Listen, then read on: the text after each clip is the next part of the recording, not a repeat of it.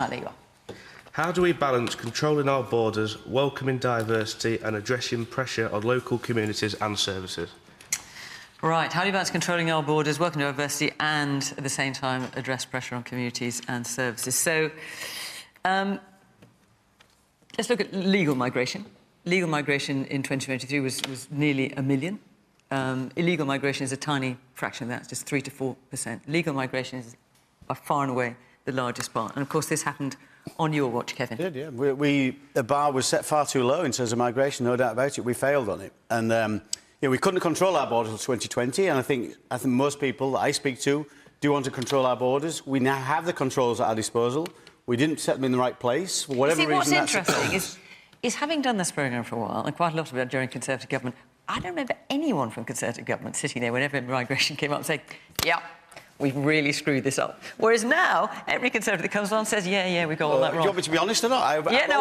A bit of honesty when you were in government might have been good too. I'm honest about all the way through my 9 years in politics. So we got it wrong. But the situation we have now, we have the controls at our disposal. We've already started to tighten those controls. Not enough, in my view, but we did that when we were in office. So that's why you saw a 20% drop in recent figures. So we can control this. As the leader of the opposition has said, Kemi has said, we want this way below the 350. It's about 700 at this point in time. So we need to secure the borders. It should be us deciding who comes to this country in terms of legal migration. That's a relatively simple exercise to do. We've tightened up things like student visas. Is it simple? Because part of the reason, part of the reason legal migration is only part, because actually quite a small part of them are actually workers, but nonetheless they are workers that are being used in this country. Yeah. So if Kemi is talking about 350,000, what kind of time... No, it's not talking about 350. She's talking about a figure way lower than 350,000. OK. And what kind of time frame, realistically, could one expect that? We can't do anything probably until 2029. No, I know you can't, but nonetheless, if you're saying these things, you must have some idea in your head.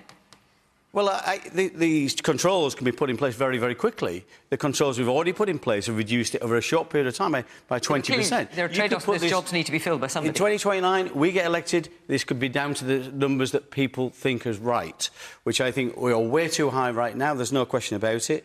The other aspect to this, of course, is illegal migration, which is we've been frustrated every single turn in terms of illegal migration by the Labour Party.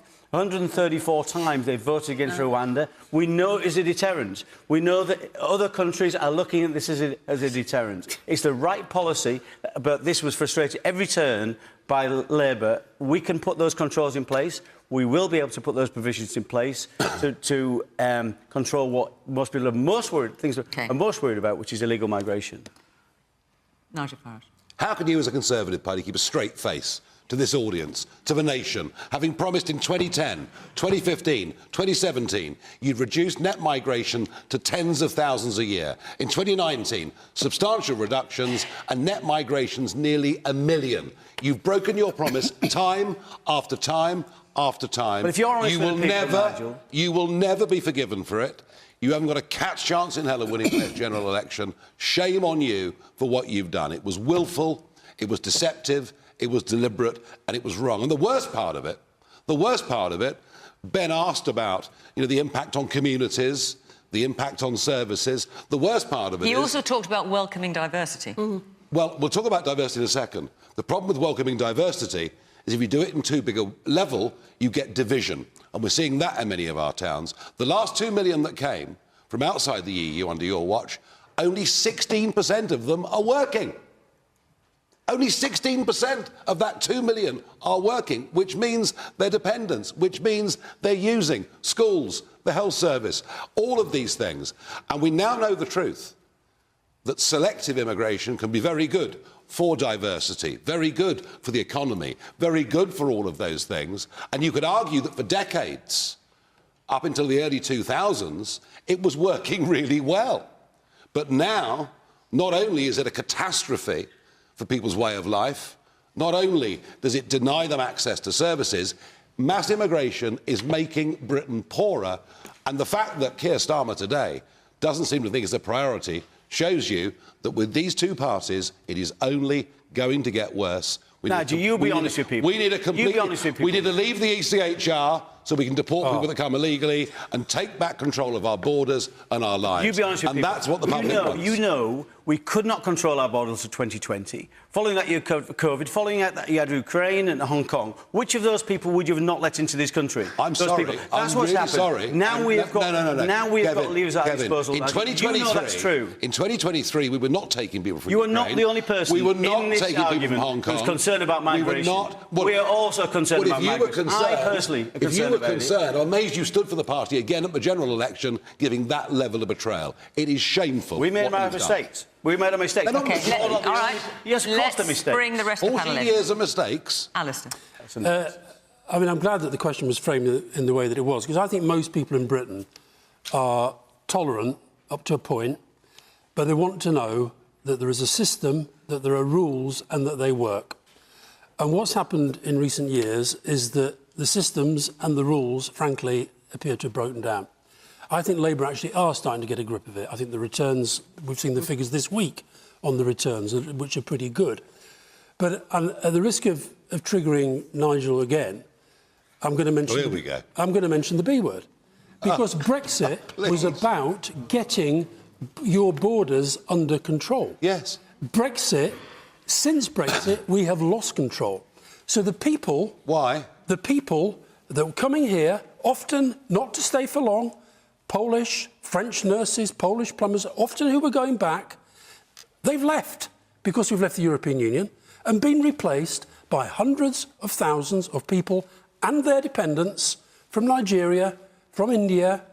Now, is that what Nigel Farage wanted when he was telling you that we were going to get control of our borders? Was that what Boris Johnson promised you when he was telling you all those lies?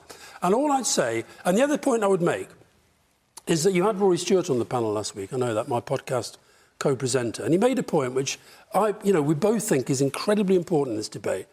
Because we're an ageing population, when I was growing up, people were getting their pension, there were 20 people of working age for every pensioner, and they were working. Now you've got fewer than 3. So the idea that we can cope with this ageing population and a low birth rate without thinking and understanding we have to get people from abroad coming to work here. If they work. If they work. Yeah. And that's why the rules and the systems have to work. So you've got to fix the rules, you've got to fix the systems, but for heaven's sake, if we follow the sort of demonising immigrants rhetoric of Trump and Farage and these guys, we'll actually put people off even wanting to come here to work. They are in so let's be open and honest about the need for migration, let's get the rules and systems in place and let's make them work, and let's stop demonising anybody who is not what we consider to be British. Let's hear from our audience. The man in front of the blue sweater. Legal migration, yes, I agree with it. We need it and we should do it. And it does help in the with numbers diversity. we have at the moment? The numbers should be dictated by what the government says is where we need the places to be. At the moment, I feel we are rewarding illegal immigration. And people coming into this country are being paid to come here. Why do they not stop at other countries? They come all the way here. What do you mean they're being paid to come here? They're paying to come here. Well, they're paid to get here, yes, but when they're here, they're not being paid to come here. They're paying to come here. They're being paid weekly to live here, and as you've already mentioned, in terms of receiving are not working benefits. because they can't or whatever. But that's illegal migration. Legal migration should always be the way we should do it, and not illegal. And in terms of benefits, you're referring to the £49 a week that Yes. someone can claim if they're asylum. Hang on, Alastair, let me just get... Do you mind? I'll just get around the audience a little bit more. No, I will, Jacqui, I haven't forgotten you. Yes, there's lots... Yes, the man with the red check shirt, yeah. I feel that Alastair's putting a spin on that there. No. I feel that we've had Tory governments, we've had Labour governments in my lifetime. They've all lost control. I feel like there's only one party that's going to control immigration in this country, and that's Reform. I'm afraid. OK. Someone here in the red jacket. Well, I agree entirely that it probably is only Reform, because it's the amount that are coming over on these boats. They're young men. They're not working.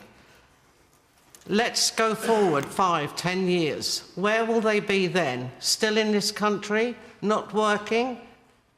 And we, and I'm a pensioner, we are paying for these people day in and day out for their accommodation. Where are they going in 5, 10, 20 years' time. So can I ask you, do you think there are any grounds on which people should be able to come here and claim asylum? The only grounds that I think that people should be allowed to come into the country is if they had the sufficient qualifications to do the jobs that we probably need. And as far as asylum goes? I don't believe in any asylum. I really don't. I think we have taken more than our fair share in this country. I feel very sorry for the little towns, little villages that these people have been put, where people have lived all their lives and they're frightened. But They're absolutely frightened. Do you feel sorry for the people who are fleeing war? Do you feel sorry for people fleeing persecution? I think there's far too much made of this, that they're fleeing wars. OK. Right. All right. Jacqui, you want... Thank you.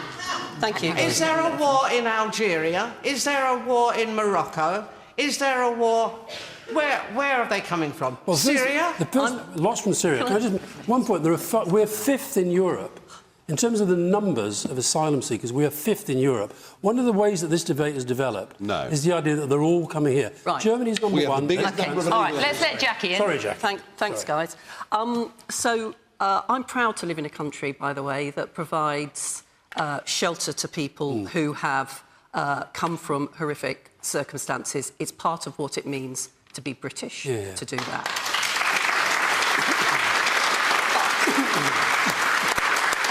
It also has to be a foundation of this country that we can control our borders and that we do that in a serious way that avoids some of the gimmickry that we've heard about the Rwanda scheme, which of course cost £700 million and sent 4 volunteers back to Rwanda. It means more than standing on a beach and pointing at the problem, Nigel. It means predicting the problem. It means getting down... I predicted it. I was right. It means getting down to the actual graft of what you have to do. And that means increasing the numbers of asylum claims that you are judging, and we've increased the productivity there.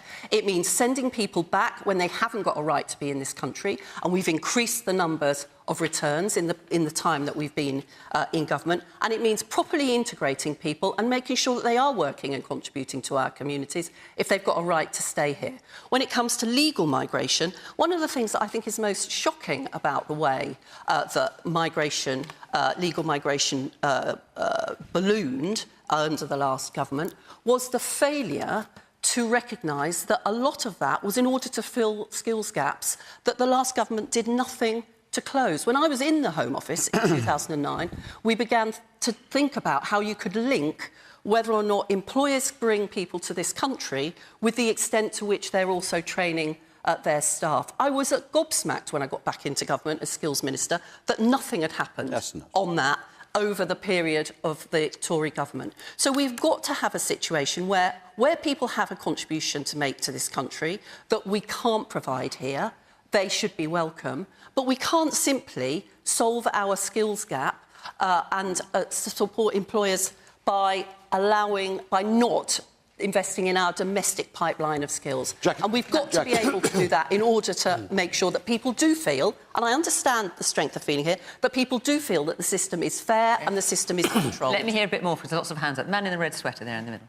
Yeah, I just recently went to the Holocaust Centre just outside of Newark, and it was a real wake-up call, because in Germany in the 1930s, they were suffering economic difficulties because of the reparations of the First World War.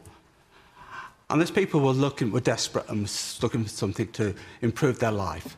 And somebody would say, look, the problem with our society is the Jews. That's what's causing the problem. We will blame the Jews because they are ruining our country. Go forward now to this country. We are now blaming migrants. We are blaming immigrants for the ways in which our society is run. Migrants, illegal or legal, weren't responsible for austerity. That was the Conservative government. Migrants and illegals were not responsible for Brexit. Migrants were not responsible for Liz Truss's failure as leadership. And don't forget, because of those populist policies in the 30s, a certain Adolf Hitler was elected.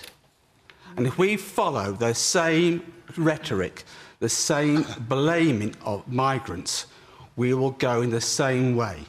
And the future of that path is very, very bleak.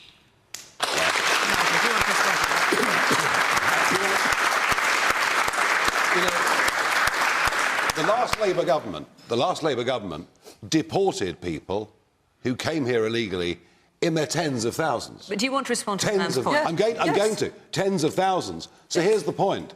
The point is, if people come legally and they work, that's fine. If people come because they're genuinely refugees, we've always opened our doors as a country more than anybody in the world, historically, to that. So can I say, so you don't agree with the woman here in the red jacket? Tens of thousands of undocumented young males crossing the English Channel are not refugees in any classic sense of the word. And my fear is, since the time of the last Labour government, the European Court has become more activist. We must deport people who are not refugees, who come to Britain illegally. Is only fair and We've reasonable. increased the number of returns. So can I just... already increased the number of returns. So can I just... So you do not agree with the woman here in the red jacket? The comment she made about hotels being set up in communities... No, specifically about just one second. Specifically about asylum seekers, we shouldn't be taking any. Well, genuine refugees, we've always taken. We've done it with Jewish people, Huguenots. We've always done it, but we cannot do it in unlimited numbers. And what is happening right now, sir, are not genuine refugees, and that really is the point. Can I just tackle that lady's point? You said that not all these people are coming from war-torn countries. And you are right. The country, the place that most people were coming from in terms of people crossing the Channel was Vietnam. Vietnam they're coming from. There's no war in Vietnam. So you're right to say that we should deal with it. We cannot solve the problems of this entire planet. There will be hundreds of millions of people who want to come to the UK because we're a great country. That's why people want to come. I understand that, but we can't solve those problems. Now, Jacqui, Rwanda was working. The reality is when people were speaking to the people traffickers on the other side of the Channel, they were saying, we're waiting until we get a Labour government. People were going to Ireland instead of coming to the UK. You cancelled it. You triggered that cost. Rwanda would work. And the trouble is, Nigel, you're not the only person who cares about migration. You're not the only person who cares about this. What you don't understand is the hard graft trying to get that legislation passed Labour. 134 times they voted against it. That's what you don't understand. In 14 years, you weren't able to get the system working so that it could actually make quick judgments about people's asylum claims and either return them or... Well, that's just going to draw more people over, Jacqui. That's what's going to happen. No, it's not. You make a quick decision and then you send people back. You weren't able to either make a quick decision or to send people back, and nor were you willing to work internationally. Nor were you willing to work internationally, as Yvette Cooper and Keir Starmer have been willing to. Just this week, we've been able to sign an agreement with Iraq. The numbers have gone up 63%. The numbers since you took over have gone up 63%. Show me how effective that policy is. We are making decisions quicker, we are returning more people, and we're doing the hard grind of working internationally rather than gimmickry, which is what the last government depended on. I think, just on the point of this gentleman's point, I think is the most important point that's been made tonight, though, because we've just seen elected in the United States Donald Trump, who I know Nigel's very, very fond of, and I do think, I'm making a serious point here, Nigel, I do think the language that Donald Trump used about immigrants, they were all vermin. They were all poisoning our blood. That was straight out. That is outrageous, Alastair, and you know it. No, it's not. Why is that outrageous? Because you believe in immigration controls. Trump is pro. No, I'm not saying it is. Trump is very pro-legal. Trump is very pro-legal immigration into America. Very pro it indeed. He's not pro criminal gangs using the southern border, and that's what this gentleman's talking about.